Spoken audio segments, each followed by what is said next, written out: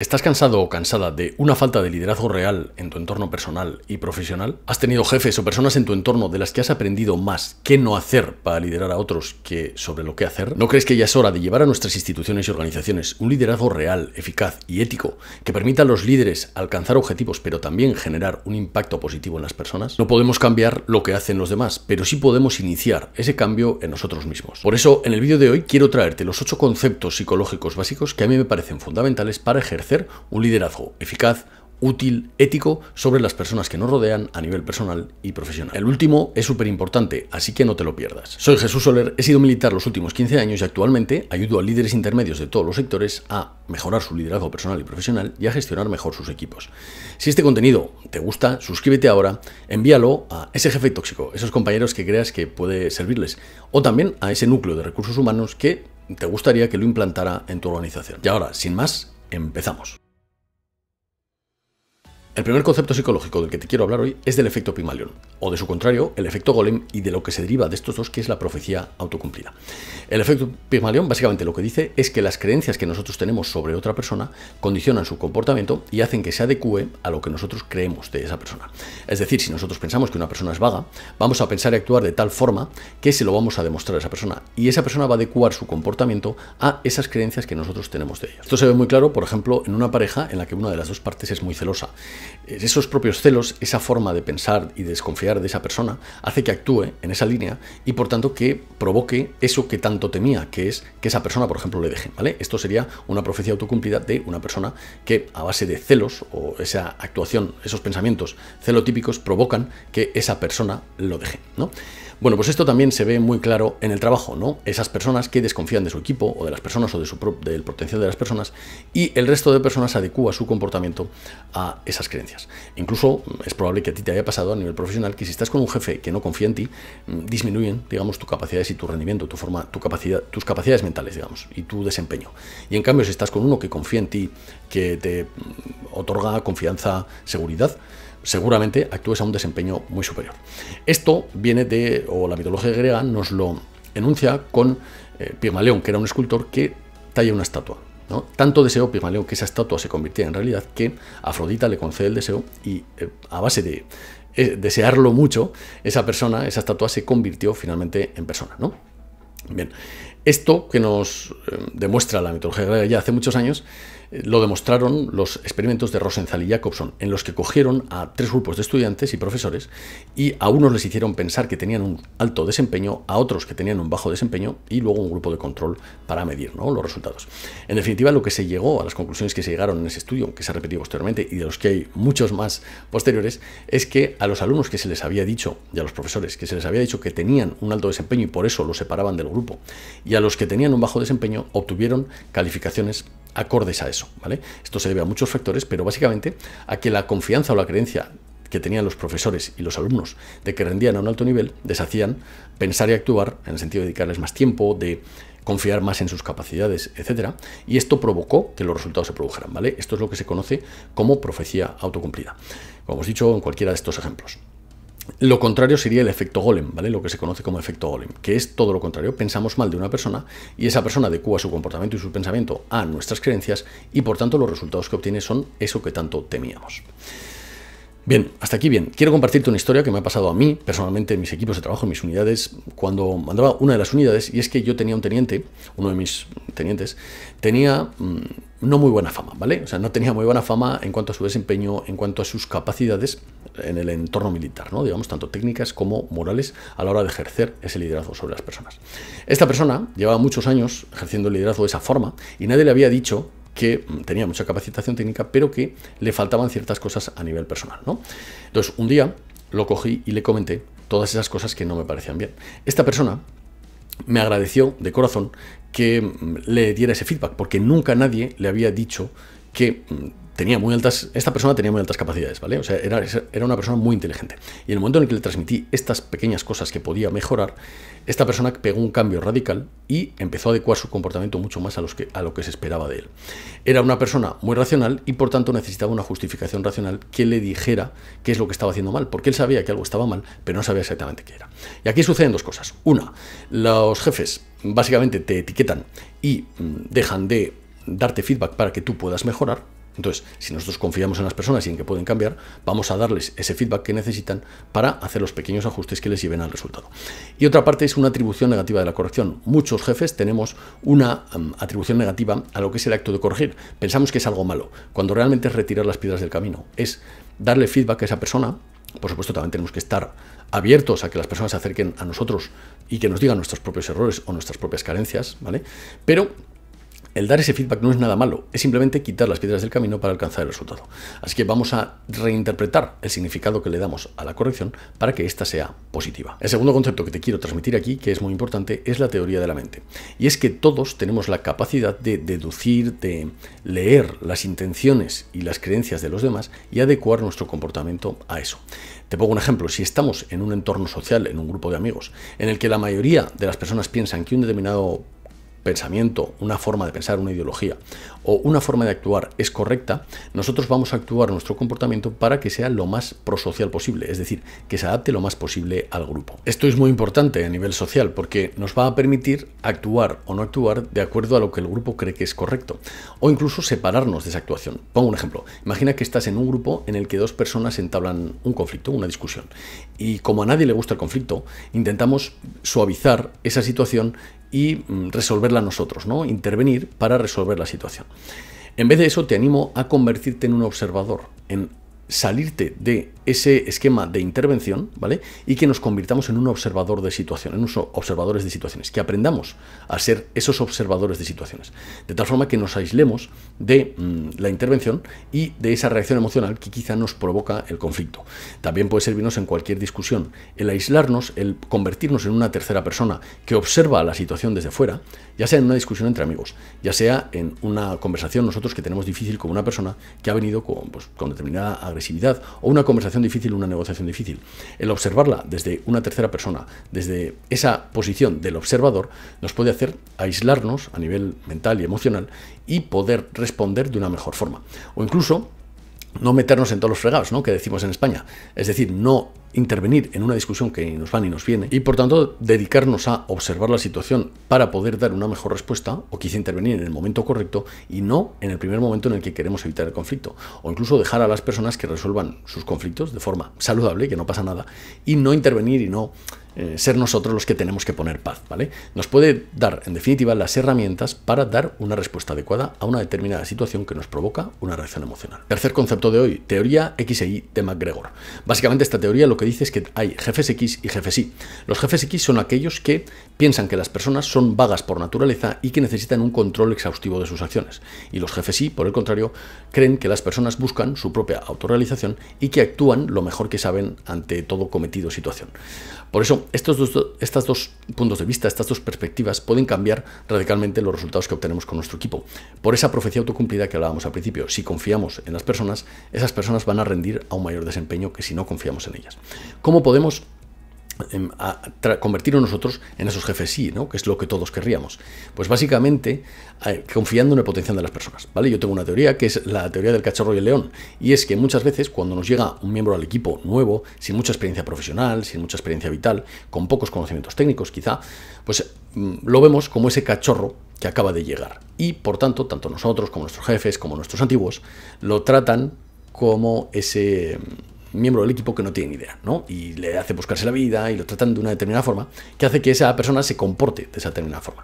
Si por el contrario lo tratáramos como el león en el que se puede convertir, es decir, cuando vemos a esa persona, si lo viéramos como ese profesional en el que con el curso de los años se puede convertir y no como lo que es ahora, podemos nosotros actuar como ese catalizador que haga el tránsito entre ese cachorro que acabamos de recibir y ese león en el que se puede convertir, ¿vale? Entonces te animo a ver a las personas como los leones en los que se pueden convertir y no como el cachorro que son ahora mismo. No te vayas porque en breve te compartiré uno de los errores más típicos que cometemos los jefes de equipo y que si lo solucionamos puede cambiar radicalmente nuestro liderazgo. Cuarto concepto de hoy, condicionamiento clásico u operante.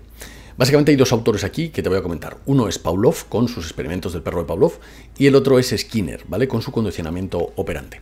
Básicamente, Pavlov lo que defiende es que ante todo estímulo se produce una respuesta por el individuo, ¿vale? Él lo que estudió es que ante determinados estímulos nuestro organismo reacciona, ¿vale? Puede ser, por ejemplo, pues eso, el estímulo de el silbato cuando le vas a dar de comer a un animal, ¿no? Entonces hace que se produzca una salivación, ¿no? Estímulo-respuesta.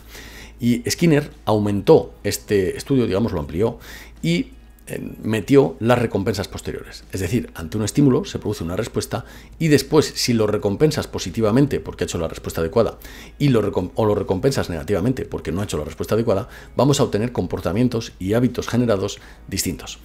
Es decir, Pavlov únicamente relaciona estímulo con respuesta y Skinner lo amplía y relaciona estímulo con respuesta con recompensa positiva o negativa cuando hace el estímulo que nosotros queremos. Eso puede cambiar la conducta de los individuos, ¿vale? Si nosotros recompensamos positivamente a unas determinadas acciones y negativamente otras, vamos a hacer que el comportamiento de las personas se adecue a esos estímulos que nosotros les estamos proporcionando. Y aquí te comparto el error que tantos jefes cometen y que si lo modificas puedes conseguir resultados muy distintos con las personas que te rodean. Básicamente es aplicar este condicionamiento operante de Skinner, pero aplicarlo bien. Y es que muchos jefes en muchas de nuestras organizaciones, y lo habrás observado cientos de veces, no recompensan a las personas que hacen un mejor trabajo o tienen un mayor desempeño. Y como tampoco castigan a los que lo hacen mal, pues se provocan situaciones injustas. Es decir, se crean entornos de trabajo injustos, tanto porque no somos capaces de recompensar positivamente a las personas con mayor desempeño o que más entregan, como porque no corregimos a esas personas que tienen un menor desempeño. Esto crea entornos injustos, como te digo, y es uno de los mayores errores que cometemos los jefes. ¿Cómo podemos solucionar esto? Pues como es muy difícil en el día a día estar recompensando positivamente a todo el que hace las cosas bien, porque la mayoría de las cosas que hace la gente las hacen bien, entonces no podemos estar permanentemente dando todos los días recompensas positivas a todos, porque no haríamos otra cosa. Entonces lo que podemos hacer es sí castigar al menos esas malas actitudes, esos menores desempeños, ¿vale? Esas personas que se salen por lo moral, por lo técnico o por la ejecución, tienen un menor desempeño que los demás. Si damos pequeños inputs negativos a estas personas, los demás, por otra norma que te voy a contar después, también van a ver esto como una recompensa para ellos que sí lo están haciendo bien. Entonces, simplemente premiando de vez en cuando comportamientos o desempeños fuera de lo normal y castigando pequeñas digamos, intervenciones, pequeños inputs negativos a las personas que no hacen las cosas bien o que tienen mal desempeño, esto va a generar ese entorno justo porque, por otra ley que te comentaré después, las personas se comparan. Quinto concepto de hoy, teoría de la equidad de Adams. Este es el concepto relacionado con el punto anterior. Básicamente, las personas comparamos el esfuerzo que ponemos en una tarea con la recompensa que nos revierte.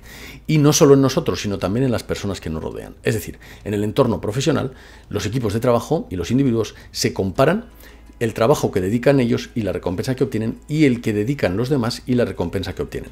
Y además te diré una cosa más, y es que todos pensamos que hacemos más que los demás. Así que habrás visto muchas veces en el entorno profesional que hay personas que se creen que hacen más que los demás.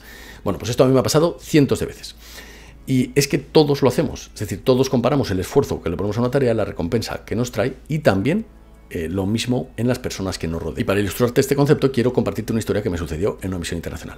En este caso, dos de mis pelotones estaban constantemente en la eterna lucha de quién hacía más que el otro y la recompensa y los descansos que tenían unos y otros. Así que para solucionarlo, porque siempre se estaban midiendo y diciéndome que ellos hacían más que los demás y que tenían menos descanso, etc., lo que hice fue, a partir de ese momento, anotar cada intervención de cada uno de esos equipos, de estos pelotones, ¿no? No sé si fueron 2 meses de medición, hicieron exactamente los mismos cometidos, es decir, 12 y 12 o 13 y 13. La cosa es que cuando vinieron la siguiente vez a comentarme esto, les hice llamar al otro equipo y juntos vimos las notas que había tomado, los cometidos, las activaciones que había tenido cada uno, las salidas que había tenido, etc. Y vimos que los dos equipos habían tenido aproximadamente un desempeño muy similar. Y esto les quitó la idea en la cabeza de que ellos hacían mucho más que los demás, ¿vale? Esto puede servirte como ejemplo para aplicarlo tú en tu equipo. Sexto concepto psicológico de hoy, y ya vamos terminando. Concepto de reactancia. Todas las personas reaccionamos negativamente cuando se nos restringe una libertad o un derecho que ya disfrutábamos. Es decir, siempre que restringamos la libertad de nuestro equipo o les quitemos un derecho o una atribución que ya tenían, van a reaccionar negativamente.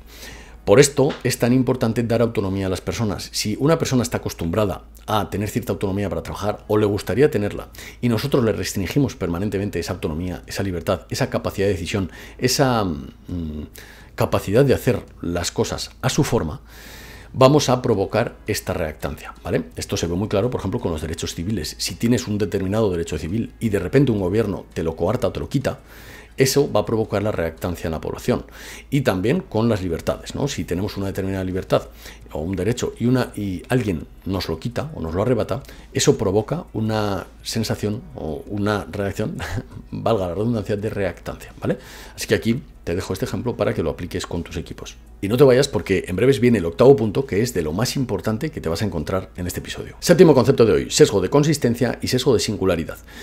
Tengo que comentarte que todos los seres humanos, por nuestra educación y nuestra evolución, tenemos ciertos sesgos cognitivos. Los sesgos cognitivos básicamente son adaptaciones, atajos que nuestro cerebro toma para tener buenos resultados sin tener que prestarle determinada energía o atención a la situación, ¿vale? Es decir, determinados hábitos cerebrales, respuestas automáticas que nuestro cerebro genera por nuestro aprendizaje, nuestra experiencia vital y nuestra evolución como seres humanos, para adecuarlo al comportamiento, o sea, a la situación, y obtener un resultado positivo sin tener que prestarle demasiada energía o atención. Y hoy te quiero hablar de dos de ellos, y es el sesgo de singularidad y el sesgo de consistencia. Básicamente, el sesgo de singularidad se basa en que todos tenemos una determinada imagen y un autoconcepto, es decir, todos tenemos determinadas creencias sobre nosotros mismos, o determinados aspectos de nosotros que nos gustan y nos disgustan.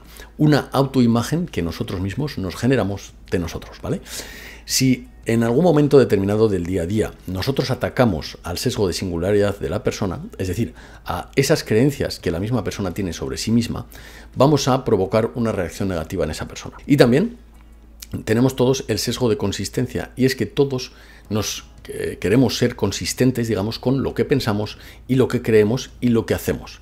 Es decir, todas las personas tenemos una autoimagen, que sería ese sesgo de singularidad, nos creemos importantes y especiales, y otro sesgo sería el de consistencia, y es que todos queremos ser coherentes con cómo pensamos que somos nosotros mismos, cómo actuamos y los resultados que obtenemos, ¿vale? Entonces, si en cualquier situación del día a día nosotros atacamos cualquiera de estos dos sesgos, ya sea el de singularidad, de que esa persona, la autoimagen que esa persona tiene de sí misma, como ese sesgo de consistencia, los pensamientos y las creencias y los actos que se derivan del propio autoconcepto de la persona, si atacamos eso, vamos a provocar una reacción negativa en la otra persona de defensa, ¿vale? Lo vamos a poner a la defensiva. ¿Esto cómo puede aplicarse? Pues puede aplicarse con jefes tóxicos, puede aplicarse o autoritarios, que normalmente denotan inseguridad. Por tanto, si vamos con determinada actitud, esas personas se van a poner a la defensiva, porque ya se sienten bastante inseguros. Si vamos con una actitud potente o fuerte, esas personas se van a poner automáticamente a la defensiva. Y también sucede cuando un miembro de nuestro equipo, por ejemplo, quiere atribuirse algunas capacidades o habilidades y no hace daño a nadie, ¿vale?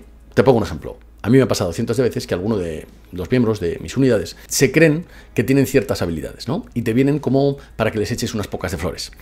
Bueno, hay jefes que esto lo atajan desde el minuto 1. Yo intento ser flexible en este sentido y me hago el tonto, ¿vale? Aquí te dejo mi truco personal, que es hacerme el tonto.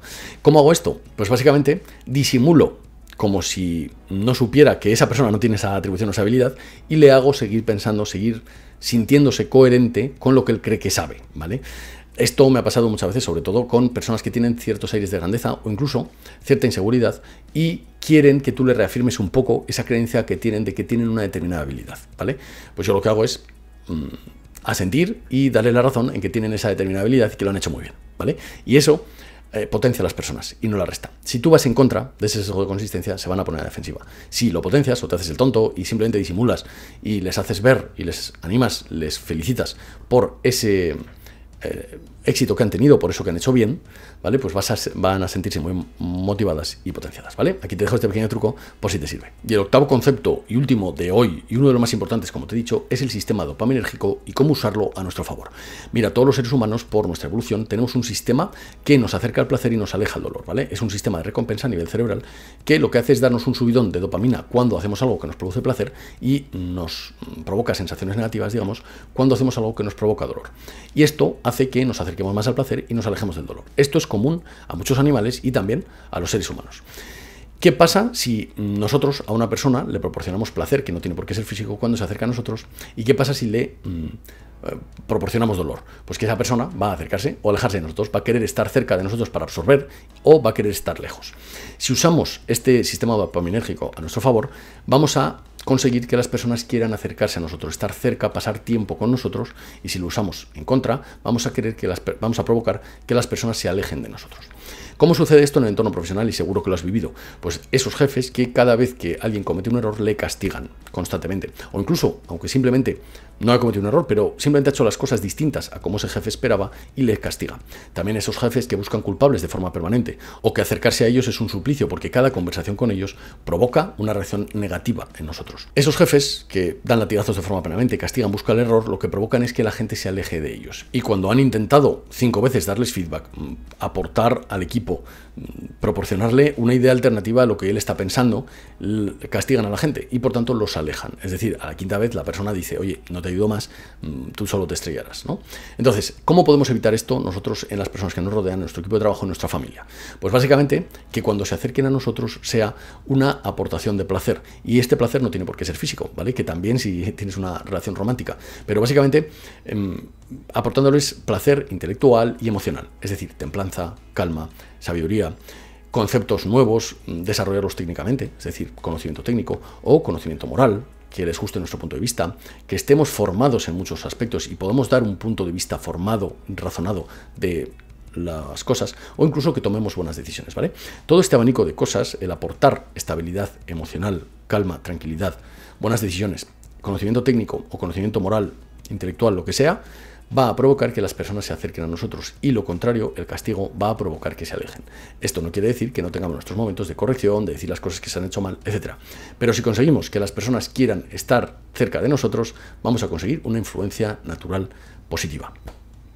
Este es el concepto que yo considero súper importante para aplicar a nivel personal y profesional y lo que te va a permitir que las personas quieran seguirte. Y para terminar, como no quiero que te quedes únicamente con la absorción de información, sino que quiero que la apliques, que pases a la acción y que obtengas resultados diferentes, te animo a hacer el siguiente ejercicio muy sencillo.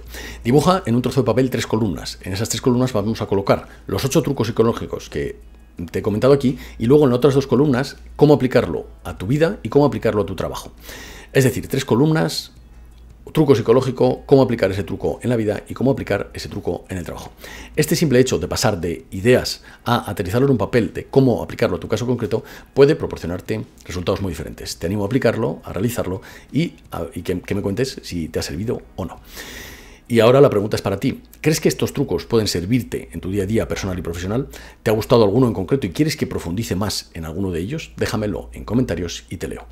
Nada más, compañero o compañera, hasta aquí el contenido de hoy. Si quieres recibir contenido adicional sobre liderazgo y gestión de equipos semanalmente, te animo a suscribirte en mi página web que es jsolerm.es. Ahí además te regalo una clase al entrar en la que te cuento cómo ayudo a líderes de todos los sectores a gestionar mejor sus equipos y a mejorar su liderazgo personal y profesional, a mejorar tanto su visibilidad dentro de la organización como los resultados que obtiene con su equipo y a liderarlos eficazmente. Si quieres suscribirte, recibir contenido adicional y que te regale esa clase en la que te cuento todo mi método y cómo les ayudo, te suscribes tanto en las notas del programa como en jsolerm.es y ahí nos vemos y nos leemos todas las semanas. Gracias por aguantar hasta el final, nos vemos en el siguiente. Un abrazo y hasta pronto. Hasta luego.